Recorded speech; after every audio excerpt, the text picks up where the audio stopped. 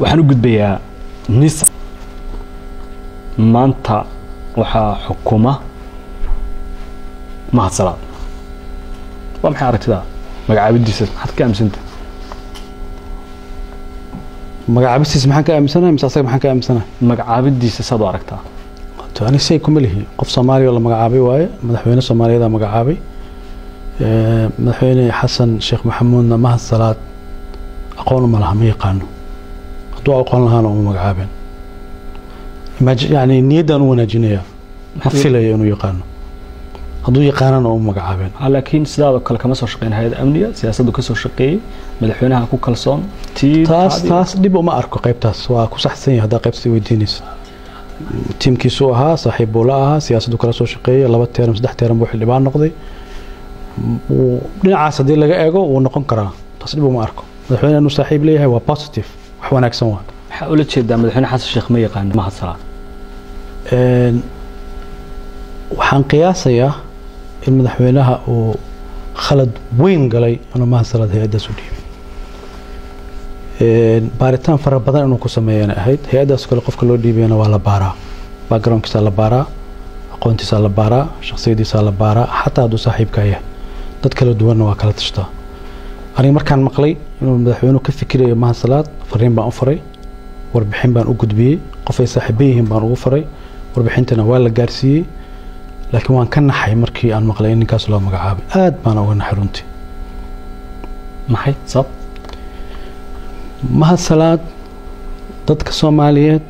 iyo ummadda Soomaaliyeed dhibaatooyin aad waaweyn buu u geystay nisa institutionka nisa la yiraahdo sida ay u dhisan tahay khataraha ugu waaweyn ay ka hortagto argagixisada gaar ahaan al-shabaab mahadsalaadna xiriir weyn buu leeyahay muddo dheer oo 8 sano 10 sano ku dhow xiriir wada shaqeyn uu leeyahay xiriir wuxuu leeyahay shaqaale uu yahay buu wada shaqeyn xataa ma shaqaale uu yahay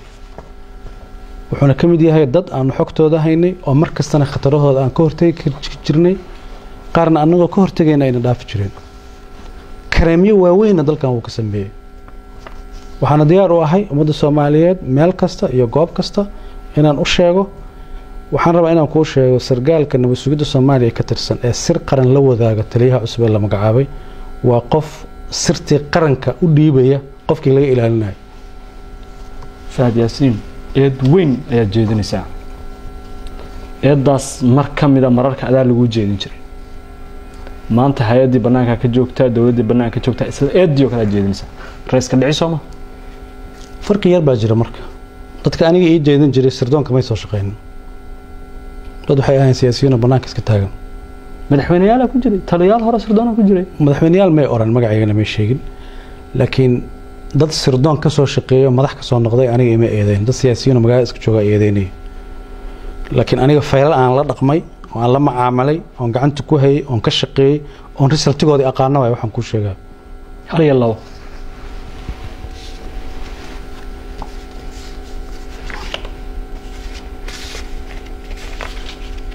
هل يلامها أنا إلى اللحم كوشة كرا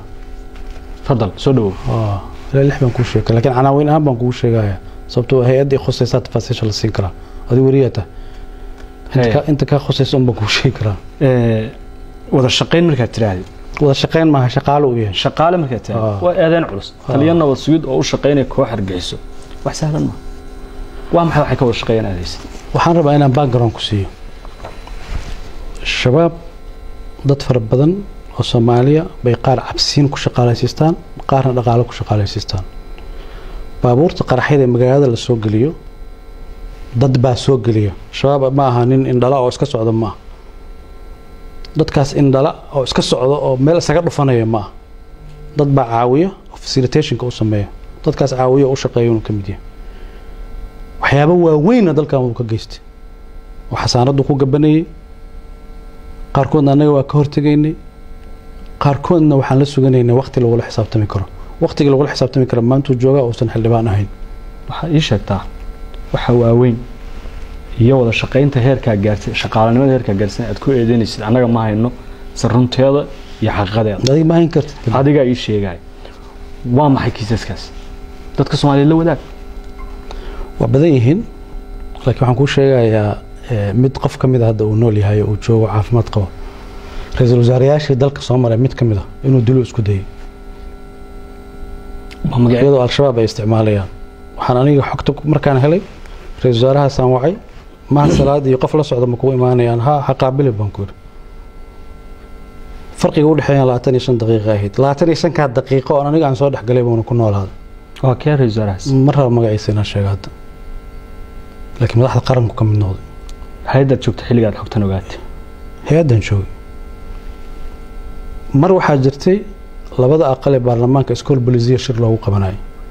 oo madaxweynuhu uu furiyey taariikhdii hadda exactly waa la raadin karaa laakiin labada aqal loogu shiray loogu qabanayay waxaa loogu qabanayay iskool bolisiya wuxuu qorsheeyey oo al-shabaab kala shaqeeyey oo mahad karatay oo ninkuu u shaqeeya ah uu kala shaqeeyey meeshaas in laba baabuur la soo geliyo oo dadkii meesha madaxdii qaranka timid qarax loogu soo geliyo way nool yihiin tafaasiisha ma siinin laakiin gudoomiye cabdi xaashi telefoon baan u diray waxaan ku yiri barrito shirkaas hala baajiyo sababo amni darteed gudoomiye golaha shacabka maxamed mursal baan telefoon u diray waxaan ku yiri barrito shirkaas hala baajiyo sababo amni darteed madaxweynahana saasoo kale aan ugu sheegay laakiin madaxweynaha tafaasiisha oo dhan baan siiyey laakiin labada gudoomiye oo kale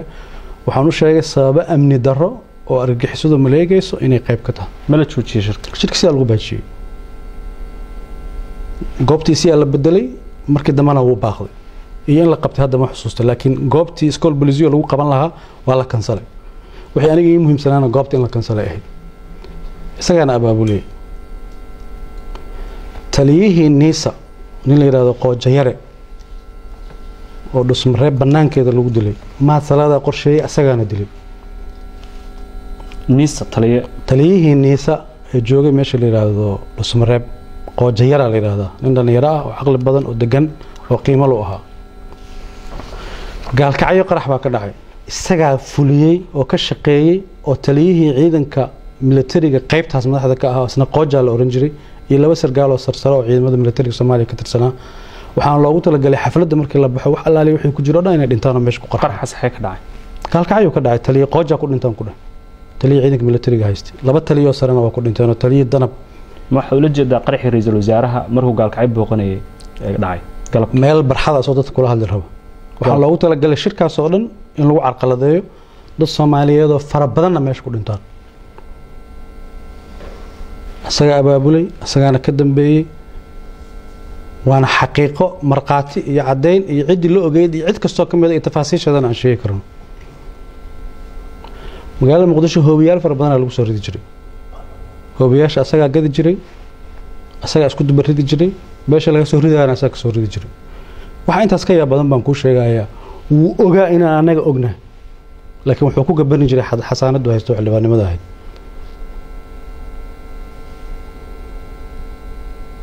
nasiib darro iyo calool xumo iyo dhibaato ku tahay in hay'adda nabad sugidda qaranka nin amniga dalka khatar ku ah inta loo dhiibo madax looga dhigo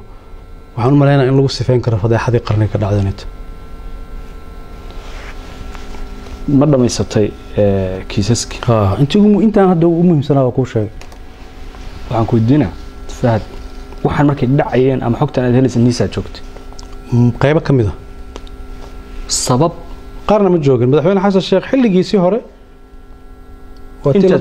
waa tii la soo weeraray madaxtooyada mahad baa qayb ka ahaa intaad joogtay aan eegno wada shaqayntan aad shaqaalaha iyo wada shaqayntan aad sheegaysa ee maanta mahad ku eedeynayso hay'adda nabad sugidda qaranka haysatay taliyihii ugu sarreeyay ahayd dawladda Soomaaliyeed ee dhisnayd waa xildhibaan baarlamaanka ka tirsan maxay xogtiisa loo sheegi waa si sahal waxa la dhihi lahaa nin mucaarad ah la beegsanaya waana been sadis baa la dhihi lahaa wixii dhihi lahaa wax kale lama soo kordhiyeen ma wixii dhihi lahaa waa wax kale laakiin cadeymaha ay niisa hayso inay soo bandhigto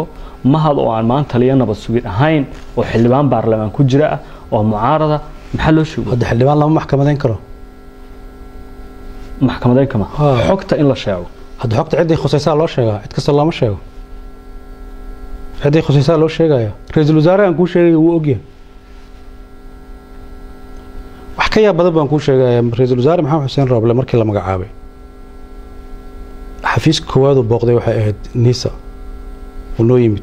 واشيكيسنay presentation oo sameeynay warbixinta hay'adda siinay kabacdi gaar baan ula fariistay dadka al-shabaabka ku xiran ee systemka dawladda ku jira qaarkood waliba meelo muhiim ku jira magacyadoodan u tiriyay ma salaad kamid baa dadka aan sheegay arwakaas reesaaro ha dhoofaad ima sheegin dadka aan u sheegay u tirsho ku jiro kaasoo madaxa gacanta saaray maanta markana kugu celinaya adoo banaanka jooga eedaynta aad hadda jeedinaysid fahdow soo kama wanaagsaneen adoo niisa ka ah agaasime ama niis dawladda ka tirsan in niisa ay macluumaad ka baahiso xogta baahiso si maanta ay marxalad u noqoto maalintaas oo lama awood annaga waxaan ka fikiraynay dadka Soomaaliyeed inta aan xakameyn karin amniga inaan xakameyno khatartan ka weyn ma garan khatar ka weyn baa dhici lahaa celinayba ma khatartan ka weyn qaar waxaan garanayaa khatar ka weyn sameyn lahaa oon qabanay oon xakameynay oon joojinay laakiin aan diinay dadku inay magaalada kala cararaan tan labaad qofka markaad xogta ka gudbinayso waa inaad tallaabo ka qaadi karto ninka waxa limaan tallaabo kama qaadi kartid laakiin hadda waxaan la suganaynaa inuu yimaado meel lagu la xisaabtami karo hadda waa qof caadi ah oo agaasimo ah waa la xisaabtami karaa waa agaasimaha nabad sugidda waa la xisaabtami karaa xasaanad ma la agaasimaha nabad sugidda eeda sheegaysid waa eeda waaweyn taliya nabad sugid oo dal xukumaya disaster shaqaale saasoo kale in loo dhiibo hay'adda nabad sugidda saddex shay qof calaaqo leh waa laga ilaaliyaa qof korruptida waa laga ilaaliyaa qof dal shisheeye la shaqeeyna waa laga ilaaliyaa qof wixii ay hay'addu la diriiraysa xiriir la lana waa laga ilaaliyaa madaxweyne xasan sheekh waxaa ku habboonayd ragga kale oo saaxiibada leeyahay ee saddexdaas sifa midna aan calaaqo lahayn inuu dhiibto rag far badan oo wanaagsan oo qaban kara shaqadaas oo saaxiib leeyahay fahad maantay mahasalaad oo aad eedaha waaweyn u jeedinaysid anaga ma hayno cadeymaheeda waana taliyaha nabad sugidda iyo sirdoonka qaranka waxaanan eedahan horey aan kuu soo su'aalay kuwa la mid adiga in lagu jeedin jiro waxa la mid la igu soo jeedin shaab xiriir la leeyahay lagu soo jeedin Abu Amaar magaciisa loogu sheegay oo xarakada ku dhex leeyahay waa eeda waaweyn tan waxba ka sokaynay simple ma aragtaa in eedisha lagu jeedin maanta ku ruwaysaa soo gudaha ku jira hadii adiga hadaa saa u aragto adaa xor u ah laakiin aniga adu sama u aaminta hadaa ruux xaqaaqiqan ku sheegay iyo xogaan hayo marka ani wadankan u naxaya dalkan u naxaya dadka go'aanka qaariyaan talo u sii gudbiye taladeedii lama dhageysanin waa sabab ay u kale kana banaanka u soo dhigo dhamaantoodna waa gudbisay ee xogaha inteeda badan waa gudbiyey intaan la magacaabin baana xataa gudbiyey aad iyo aad ayaad u mahadsan tahay malafkaas nisa inaan xiro ayaan jecelahay isna oo aan kaga gudbo su'aalo kooban oo dheeraad ka ah afartii mowduuc ayaan horey u soo sheegay kuwaas oo ka kooban kuna saabsan marxaladda siyaasiga xaaladda gobolka iyo kiis muhiim ah oo la xiriira ciidan dawladda Soomaaliyeed dhalinyaro Soomaaliyeed oo loo diray dalka meel ka baxsan oo la sheegay in la soo tababaray muddo ku siman sanad in ka badan maqan waana ciidan Eritrea loo diray dhalinyaradaas Eritrea loo diray nabad sugidda qortay sida xogteeda aan hayno numberkooda ma inoo sheegi kartaa